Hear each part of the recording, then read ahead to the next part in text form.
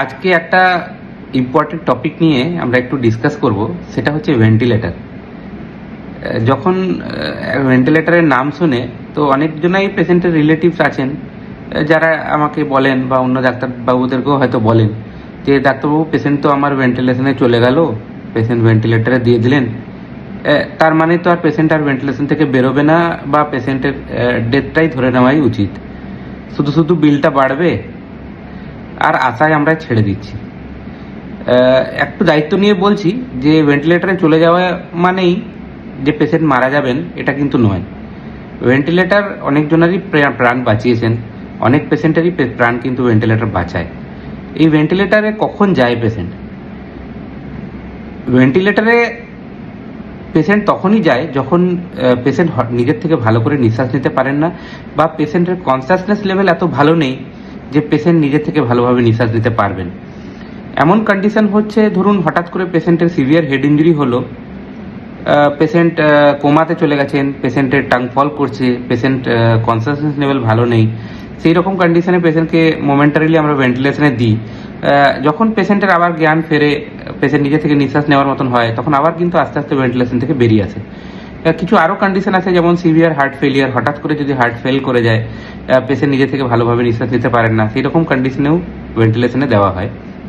কোনো major surgery বা long সার্জারির পরে বা কোনো সার্জারি ধরুন ব্রেনের হলো, তারপরেও কিন্তু আমরা পেশেন্টকে ভেন্টিলেশনে রাখি, তারপরে আস্তে আস্তে পেশেন্টকে ভেন্টিলেশন থেকে আমরা বের করে আনি। কিছু কন্ডিশন যেমন কিডনি ফেলিয়ার, সিভিয়ার সেপসিস, তারপরে ধরুন পেশেন্ট শকে চলে গেছে ডিউ টু সিভিয়ার হিমোরেজ বা ইনফেকশন, সেরকম কন্ডিশনে কিন্তু পেশেন্ট ভেন্টিলেশনে যায়।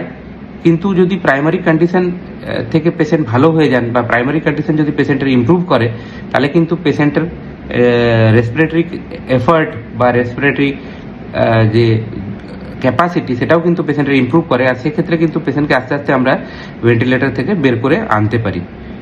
ভেন্টিলেশনে দেওয়ার সময় পেশেন্টকে এন্ডোট্রাকিয়াল ইনটিউবেশন করে ভেন্টিলেশনে দিতে হয়, মানে মুখে এক দিয়ে একটা টিউব যায় যেটা শ্বাস নলিতে ভেন্টিলেশনের সঙ্গে কানেকশন এটা করে দেয়। ভেন্টিলেটর একটা মেশিন যেটা আর্টিফিশিয়ালি পেশেন্টের লাংসকে প্রেসার দিয়ে এয়ারটা ভেতরে ইনফ্লেট করে বা ঢোকায়।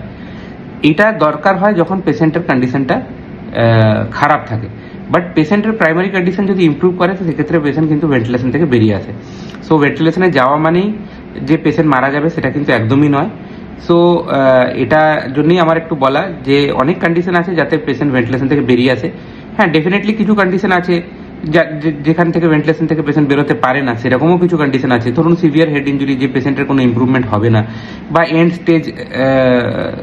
স্টেজ মাল্টি অর্গান ফেলিয়ার, যেটাতে পেশেন্টের আর কোনো ইমপ্রুভমেন্টের চান্স নেই, বা এন্ড স্টেজ লিভার ফেলিয়ার, যেটাতে ধরুন বারবার পেশেন্ট ভেন্টিলেশন থেকে বেরোচ্ছে আবার ভেন্টিলেশনে চলে যাচ্ছে, বা এন্ড স্টেজ কিডনি ডিজিজ, যেটাতে পেশেন্ট ভেন্টিলেশন থেকে বেরিয়ে যাচ্ছে, ডায়ালাইসিস দেওয়ার পরেও রেসপিরেটরি এফার্ট মেনটেন করতে পারছে না, সেরকম কিছু কন্ডিশনে পেশেন্ট হয়তো ভেন্টিলেশন থেকে আর বেরোতে পারে না বা মারা যায়। But ventilation is a life saving thing.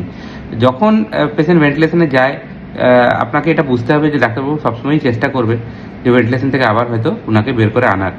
অনেক ক্ষেত্রে সেটা পারা সম্ভব হয়, অনেক ক্ষেত্রে পারা সম্ভব হয় না। আপনার ডাক্তারের কাছ থেকে আপনি এতটুকু জেনে নেবেন যে এই রকম কন্ডিশন থেকে কি পেশেন্ট বেরোয়, আর যদি বেরোয় তো কতটা চান্স আছে বেরোবার, সেইটা ডাক্তারবাবু হয়তো আপনাকে ভালোভাবে বলতে পারবে। নমস্কার, থ্যাংক ইউ, ধন্যবাদ।